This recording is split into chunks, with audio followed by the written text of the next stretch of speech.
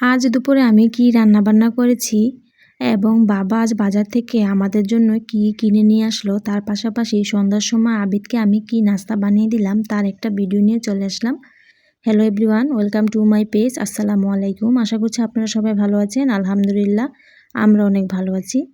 আজ দুপুর থেকে ব্লগটা শুরু করলাম। আজ আমি দুপুরে রান্না করছিলাম এখানে টমেটোর চাশনি। ফ্রিজে ছিল এই টমেটোগুলো, আমরা সব সময় ফ্রিজে টমেটো সংরক্ষণ করে রাখি। সেখান থেকে আজ টমেটো নিয়ে এসে ছোট ছোট পিস করে আমি চাশনিটা রান্না করব। তার জন্য কড়াইতে পরিমাণ মতন তেল, তারপর পেঁয়াজ কুচি দিয়ে ভালোভাবে পেঁয়াজটা ভেজে নিয়েছি। পেঁয়াজটা কিছুক্ষণ ভাজা হয়ে গেলে তারপর আমি টমেটো কুচিগুলো দিয়ে দেবো, সাথে অনেকগুলো কাঁচামরিচ দিয়েছি। এখন টমেটোর উপরে আমি হলুদের গুঁড়ো, মরিচের গুঁড়ো, লবণ সব কিছু একসাথে দিয়ে ভালোভাবে আমি কষিয়ে কষিয়ে রান্না করে নেব। টমেটোতে এক্সট্রাভাবে কোনো পানি দেওয়া লাগবে না, যেহেতু ফ্রিজ থেকে নামিয়েছি এটা থেকে অনেক পানি বের হয়েছে। সেই পানিটা দিয়ে আমার টমেটোটা ভালোভাবে সিদ্ধ হয়ে যাবে এবং রান্নাটা হয়ে যাবে। আমি এটাকে ভালোভাবে জাল করে নিয়ে রান্না করে নিয়েছি শুকনো শুকনো করে।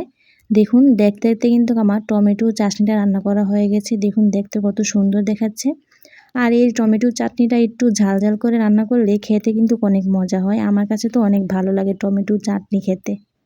টমেটোর চাটনিটা রান্না করা হয়ে গেলে তারপর আমি এখানে অনেকগুলো উস্তা কেটে নিয়েছিলাম। বাবা উস্তা ভাজি রান্না করতে বলেছিল, এজন্য উস্তাটা ভাজি করব। তার জন্য আমি উস্তাটা ভালোভাবে কেটে ধুয়ে পরিষ্কার করে নিয়েছি, সাথে কিন্তু কাঁচামরিচ দিয়েছিলাম।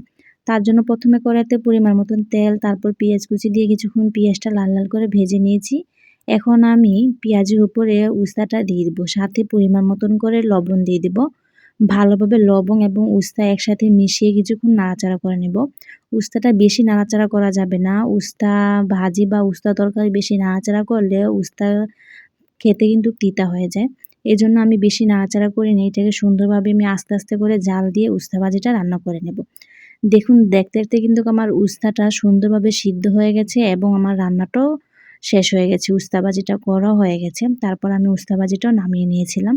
উস্তা ভাজি খেতে কিন্তু অনেক মজা, আমার কাছেও ভালো লাগে। আমার বাবাও উস্তা ভাজি খেতে অনেক পছন্দ করে। উস্তা ভাজি বা উস্তা তরকারি আমার বাবা খেতে অনেক পছন্দ করে। তারপর আমার উস্তা ভাজিটা রান্না করা হয়ে গেলে আমি এখানে একটি মাছের তরকারি রান্না করব। তার জন্য আমি বাইলা মাছ নিয়েছি। বাইলা মাছের উপরে হলুদের গুঁড়ো, মরিচের গুঁড়ো, লবণ দিয়ে ভালোভাবে প্রথমে মেখে নিয়েছি। তারপর কড়াইতে পরিমাণ মতন তেল দিয়ে আমি মাছগুলো ভালোভাবে লাল লাল করে ভেজে নেব। এই বাইলা মাছটা খেতে আমার কাছে অনেক ভালো লাগে। তার জন্য আমি ভাজার পরে এখান থেকে ২ পিস মাছ খেয়েছিলাম। অনেক ভা ভালোভাবে ভাজা হয়েছে, অনেক মুচমুচে হয়েছিল বাইলা মাছ ভাজাগুলো। তারপর এখানে তরকারি রান্না করার জন্য কড়াইতে পরিমাণ মতন তেল, পেঁয়াজ কুচি, আদা রসুনের পেস্ট দিয়ে ভালোভাবে ভেজে নিয়েছিলাম।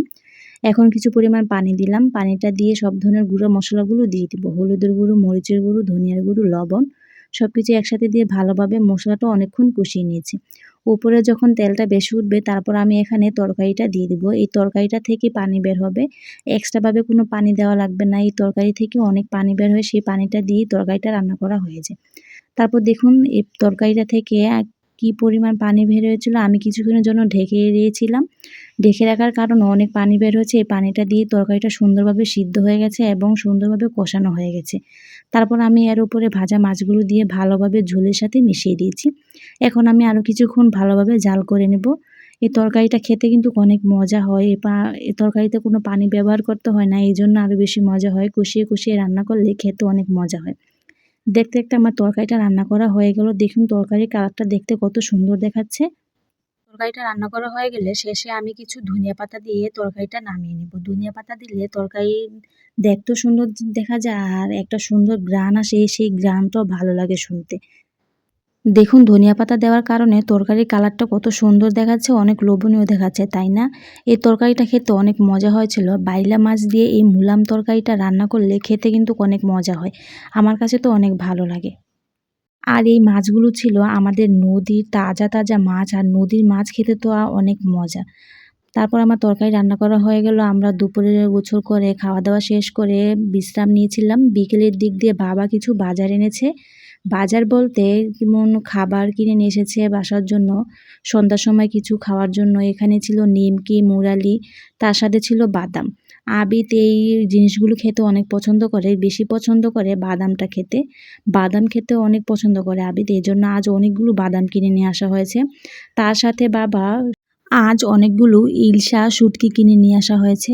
এই ইলশা শুটকির ভুনা খেতে বা শুটকির তরকারি খেতে কিন্তু অনেক মজা। আপনাদের সাথে একদিন এইটার রেসিপি শেয়ার করব। ইলশা শুটকির ভুনা খেতে আমার কাছে অনেক ভালো লাগে। আমাদের বাসায় সবাই অনেক পছন্দ করে খায়। এই তরকারিটা খেতে একটু কাটা কাটা লাগে, কিন্তু খেতে অনেক মজা। ভালোভাবে রান্না করলে খেতে অনেক মজা হয়। তারপর আমি আবিদকে কিছু বিকালের দিক দিয়ে বাদাম ছিলে দিচ্ছিলাম। আবিদ তো অনেক মজা করে বাদাম খেয়ে নিল। ও বাদাম খেতে অনেক পছন্দ করে। তারপর আমি সন্ধ্যার জন্য কিছু নাস্তা বানাবো, ফ্রেঞ্চ ফ্রাই, তার সাথে স্যুপ রান্না করব। শর্টকাটে আর স্যুপটা রান্না করব।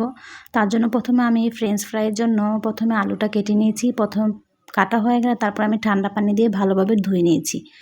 সুন্দরভাবে ধুয়ে পরিষ্কার করে নিয়ে আমি চুলাতে প্রথমেই পানিটা বসিয়ে দিয়েছিলাম গরম করার জন্য। তারপর পানিটা যখন বলক আসে তারপর আমি আলুগুলো দিয়ে দিলাম।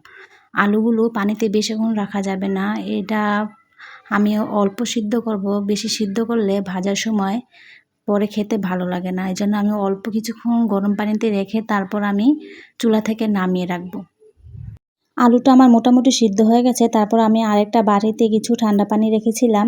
সাথে সাথে আমি চুলা থেকে আলুটা নামিয়ে ঠান্ডা পানির বাটিতে সাথে সাথে আমি আলুগুলো ঢেলে দিলাম। এখন আমি কিছুক্ষণ ঠান্ডা পানিতে আলুটা রেখে দেব। তারপর আলুটা রেখে আমি একটা টিস্যুর উপরে কিছুক্ষণের জন্য রেখে দিয়েছি, যাতে পানিটা সুন্দরভাবে ঝরে যায়। ওদিকে আলুটার পানিটা শুকাতে শুকাতে আমি এখানে স্যুপটা রান্না করে নেব। তার জন্য আমি একটা পাতিলায় কিছু পরিমাণ পানি দিলাম। প্রথমে অল্প পরিমাণ পানি দিয়ে স্যুপের প্যাকেটটা ভালোভাবে মিশিয়ে নেব। ভালোভাবে সব কিছু মিশিয়ে নিতে হবে, না হলে কিন্তু পরে দানা দানা থেকে যায়। আমার কিন্তু ভালোভাবে মেশানো হয়ে গেছে। তারপর আমি এখানে সসটাও দিয়ে ভালোভাবে স্যুপটার সাথে মিশিয়ে নিয়েছি। এখানে আমি বেশি পরিমাণ সস দিলাম। সসটা দিলে স্যুপটা খেতেও ভালো লাগে আর কালারটাও অনেক সুন্দর আসে। তারপর আমি ভালোভাবে সসটা স্যুপের সাথে মিশিয়ে চুলাতে বসিয়ে দেব জাল করার জন্য। আমি এখানে আরও কিছু পরিমাণ পানি দিয়েছি। প্রথমে কিন্তু আমি অল্প পানি দিয়ে স্যুপের প্যাকেটটা ভালোভাবে মিশিয়ে নিয়েছিলাম। এখন আমি পরিমাণ মতন পানি দিয়ে চুলাতে বসিয়ে দেব জাল করা নেওয়ার জন্য। তারপর আমি চুলাতে বসিয়ে দিয়ে চুলাটা জ্বালিয়ে দিলাম। এখন ভালোভাবে আমি স্যুপটা জাল করে নেব। এটা বলক আসার জন্য অপেক্ষা করব। যখন স্যুপটা ভালোভাবে বলক আসবে তখন আমি এখানে একটি ডিম দিয়ে দিব। আমি যেহেতু এক প্যাকেট রান্না করছি তার জন্য এখানে আমি একটি ডিম দিলাম। আপনারা এখানে মাংস, চিংড়ি মাছ সব কিছু দিয়ে এই স্যুপটা রান্না করতে পারেন। আজ আমি একটু শর্টকাটে রান্না করব, এই জন্য শুধু স্যুপের প্যাকেটটা আর একটি ডিম দিয়ে রান্না করে নিয়েছি। কারণ আবি তো হঠাৎ করে বলতেছিল ও স্যুপ খাবে, এই জন্য আমি সিম্পলভাবে স্যুপটা রান্না করে দিলাম। তারপর আমার স্যুপটা সুন্দরভাবে বলক এসে গেছে। তারপর আমি এখানে একটি ডিম দিয়ে দেব। ডিমটা ভালোভাবে ফেটে মিশিয়ে নিব স্যুপের সাথে। ডিমটা দেওয়ার সাথে সাথে কিন্তু ভালোভাবে নাড়াচাড়া করে মিশিয়ে নিতে হবে। তারপর আমি এটাকে আরও কিছুক্ষণ জাল করে নেব চুলাতে, যাতে স্যুপটা একটু ঘন হয়ে আসে, একটু আঠা আঠা হয়ে আসে। দেখতে দেখতে কিন্তু আমার স্যুপটা রান্না করা হয়ে গেছে। দেখুন কত সুন্দর একটা কালার এসেছে আর স্যুপটা অনেক ঘন হয়েছে। আর আমি একটু টেস্ট করে দেখেছিলাম, সব কিছু একদম পারফেক্ট ছিল।